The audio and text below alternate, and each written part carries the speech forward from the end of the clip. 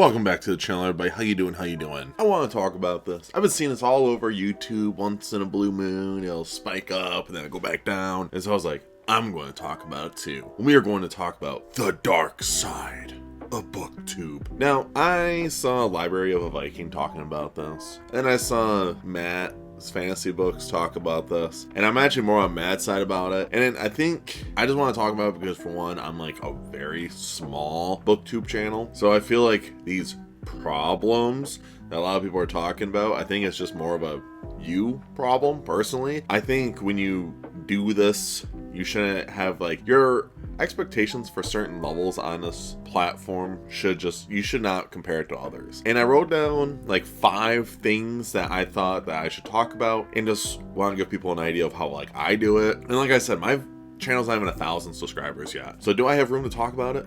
I can, because I can do what I want. Anyways, so let's talk about all these, and then I'll just give my thoughts, and that's gonna be it. One of the things that a lot of people talk about for like the BookTube problem is like equipment. I'm gonna be honest with you. This stupid light I bought was $35 on Amazon. This Yeti was the most expensive thing I bought, which is $100, and I record off my iPhone. So I upgraded to the iPhone 15 last year because I own the iPhone 11. Since I got the iPhone 11, I'm like, all right, it's time to upgrade. So that's why I have this. Do I plan on buying a camera, like an actual camera eventually? Yes, I do. But I said, once I reach 1,000 subscribers and once I start making a little bit of revenue with it, then yeah, I will upgrade. And like I have a tripod that I use for the phone, and the tripod I bought years ago, and I just haven't used it since. So I think when it comes to equipment, you don't have to like spend a bunch of money to do all this crazy stuff. Like I said, I spent a total of $150 on equipment, and I'm just using my phone because it's like I'm not going to include my phone because I use my phone for literally everything. So why would I include the phone? Regardless, I've spent $150 total. I want to buy one more light. That's $30 on Amazon to go behind where my phone is at, so I have lighting on this side. I bought this little light I bought from Target for like $15, and it goes like right here. I'm not a big fan of it though, so that's why you don't see it currently.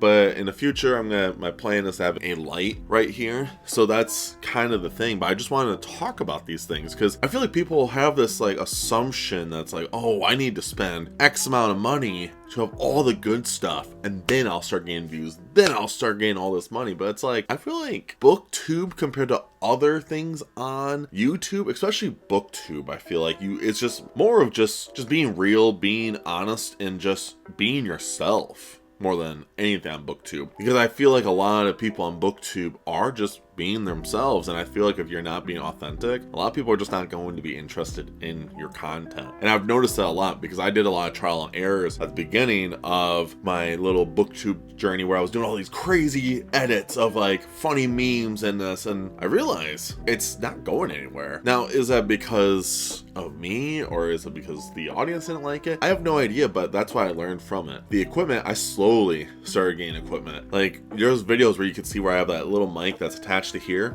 Terrible audio, but it's better than screaming and using my phone's mic. And then I had like a buddy that's like, hey, use the Blue Yeti one, and I've been a fan of it since. I bought it, I lied, I think I bought it for like $80 on Amazon. I mean, Best Buy. So when it comes to equipment, I don't think you need to think that deep. These Christmas lights, I bought them for Christmas, and my girlfriend's like, yeah, we're not hanging these up in the apartment, so I just hung them around my books. The TV, the VHS player, I'm just a collector of VHS movies, so that's why I was like, we're gonna put that there. Another one that I feel like a lot of people put up such high standards is buying books. The amount of book hauls you see on YouTube is kind of unreal. People buy so many books, and then they don't read them. To me, I will buy books, but oh my gosh, I only buy like 3 or 4 books, maybe every couple of months. And I have to really want to buy these books. Usually I have like this spur of the moment. I'll go buy, I don't know, like 5 books and then call it good. And then I end up reading them. Like all these books that you see behind me, like I have books right in here, which is manga. It's all my manga. And then here are all my VHS tapes, which, like I said, I'm a collector of VHS. And then behind the camera, I have my bookshelf, and I have my closet full of books. But these are all books I've had since I was 18 years old. I don't really buy a lot of new books anymore. If I do buy books, I just buy used books, and that's it. I don't really, if I go to Barnes & Noble, I don't really buy anything from Barnes & Noble anymore, because I feel like, man, look at this cool paperback, but it says it's $20. It just seems like a lot of money to spend while I just go buy locally for way cheaper. So that's what I've been doing. And there's all kinds of alternatives that I think a lot of people just don't do, and that's going to like libraries. Used bookstores are two things you can do. Digitally online, you can definitely do, like Kindle Unlimited. You can get free books on Kindle Unlimited. Granted, it's a subscription, but the subscription I think is only like $10 a month for Kindle Unlimited, but you get to read hundreds of free books. Are they going to be as popular as the ones that people are talking about currently on BookTube?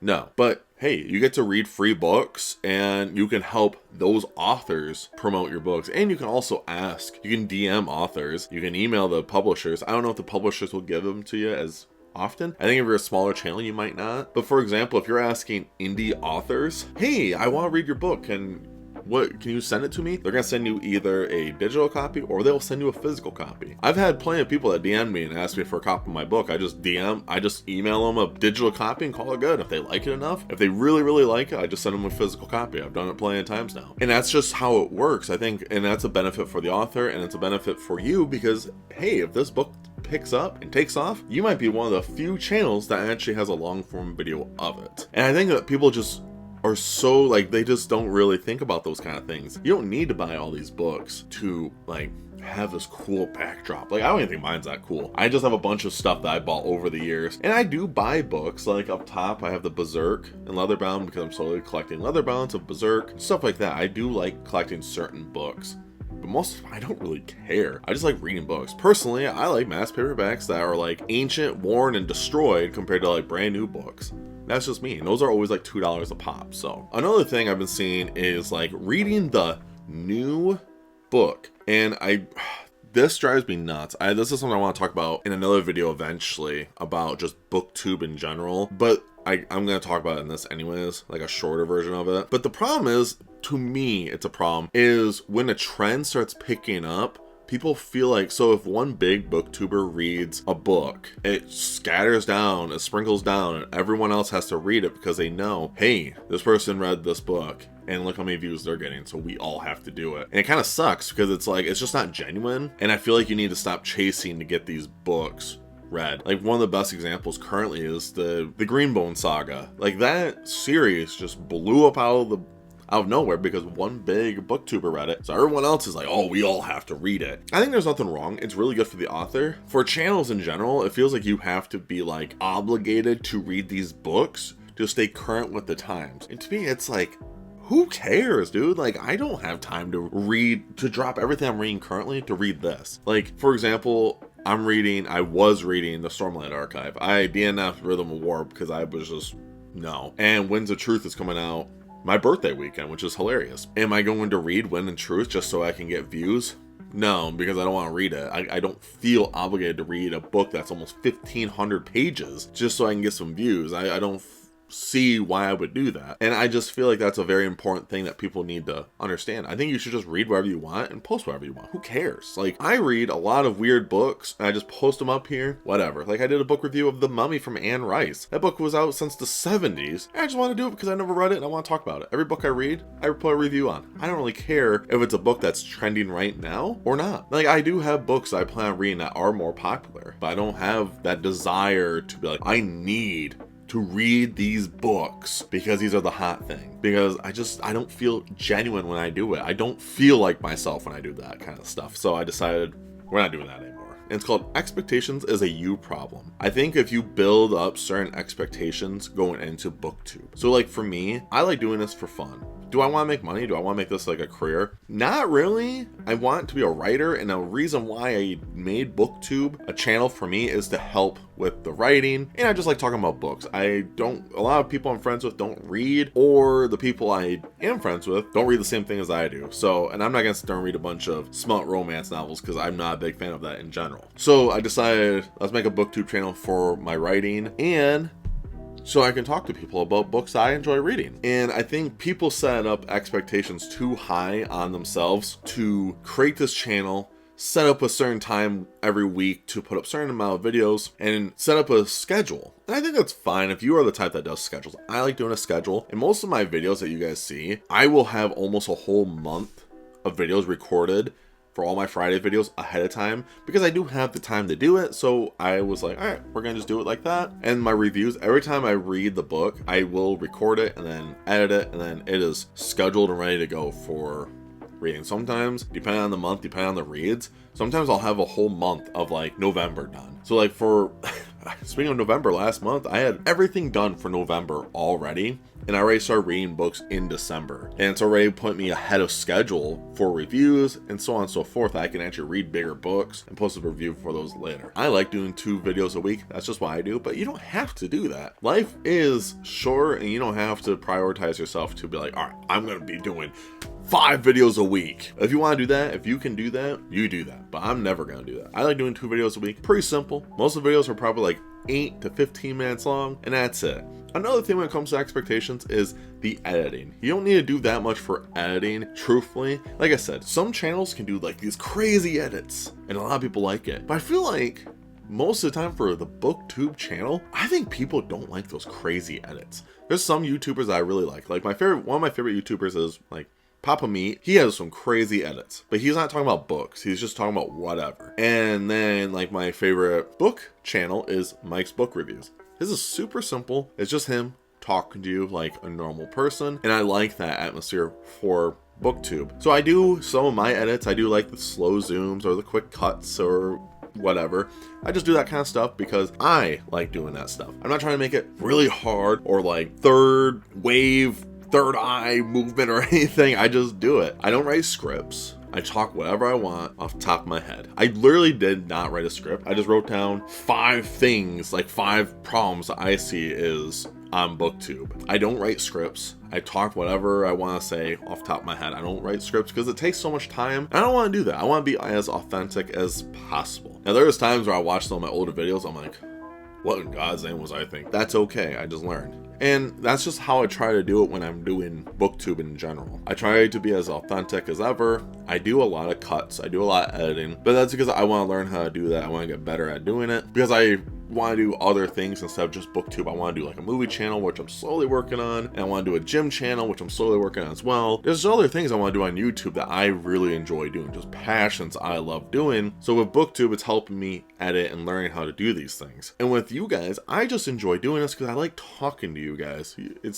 It's been insane that I think since July, my YouTube channel started off with like 150 views. I had 150 subscribers, and now I'm almost to 1,000 subscribers in the past, I don't know, 5 months, which is awesome. But it's because I feel like I'm doing better videos, better quality, better thumbnails and everything like that. And that's just all it is. It's like you just get better at it. And if you want to stick with it, you have to grind it out. And like I said, if you want to make this a hobby, which is what I do, just make it a hobby, just have fun with it. That's all I do. I literally have fun with it every single time I make a video. Sometimes I'll make really deep things that I think is deep, and you get like 10 views, which kind of sucks. But at the same time, it's like, I don't know, it took me 15 minutes to edit this video. So I guess it's not the end of the world. And that's also the truth. Some of these videos, it takes me, I don't know, 20 minutes to edit, and then I'm done. It's not that deep. Like, you can do whatever you want. It's your channel, your videos, but that's just how I've always done it. The last one's gonna be super simple, and I was doing this at first, and we're humans, so we're all just gonna innately do this. Stop comparing yourself to others. That is a big thing that I have done. I'm sure a lot of other people have done. When I first started, I was like, my thumbnails are better than this person, so why do I not have a views compared to them? And it's more I thought about, I'm like, it's because my channel has 10 subscribers and they have 1,000 subscribers. It just happens. And sometimes I see people like now that some people have like 500 subscribers and they made 10 videos. They have way more views than me, but it's like also maybe they deleted videos so it looks better for them. It just happens. If you stop comparing yourself to others, you're actually going to enjoy this way more. And that's what I've learned in the long run. I've enjoyed this a lot more than once I stopped comparing myself to others. I just started enjoying it more, and that's the fun of it. Yeah, I start learning a lot more of fun BookTube video ideas because I'm like, that's a cool video. I'm gonna make a video like that and give my opinion on it. Like I did that Romantasy video a couple weeks ago, and I had a blast doing it, and it's been really well. It's doing really good for my channel, and I'm actually really happy with it. I realized I like talking, I like discussing things on my Friday videos that I want to try and keep pushing to do that. every Monday. I'm going to keep doing book reviews because I like talking about books for that. The other one is I'm still talking about books, but I also want to do other things that involves discussing about books. So if you guys made it to the end of the video, I do appreciate it. I would like to know what you guys think down below about the dark side of BookTube, because personally I think it's just a you problem. If you are struggling with any of these things, I think you need to just enjoy it and just go from there. Just have fun. Who cares? You know, if you guys start making money and you make enough where it's like livable, good for you. You know, honestly, that's awesome. And of course, make sure you guys stay safe, stay humble, and tell someone you love them. I'll see you guys in the next video. Stay weird.